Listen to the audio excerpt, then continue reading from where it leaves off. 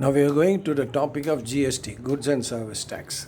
Instead of giving you definitions and other things which will confuse you, I am going to give you a small example. This will explain the whole thing which you have to know. Okay, now let's say a shopkeeper bought an article for 100 rupees. Now the shopkeeper has to buy the article to sell it to you. So he bought it from, let us say, a wholesaler or manufacturer.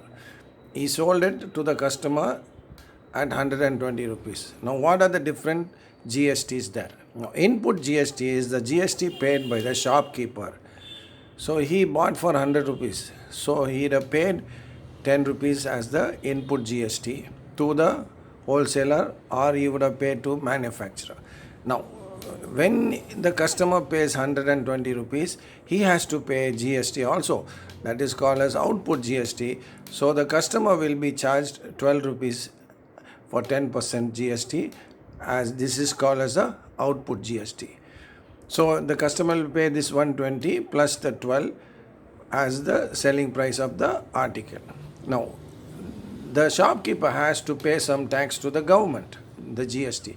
He pays, so he collected 12 rupees from the customer and he paid 10 rupees to the manufacturer. So the 2 rupees extra tax he will pay to the government. Now this can be calculated by output tax, output GST minus input GST. Now another way to calculate this I am giving, so we can use this way or that way, both same answer. Now he got a profit of 20 rupees, isn't it?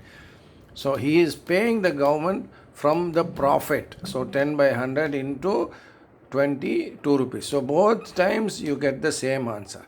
Now this GST again is split into CGST and SGST. CGST is paid to the central government.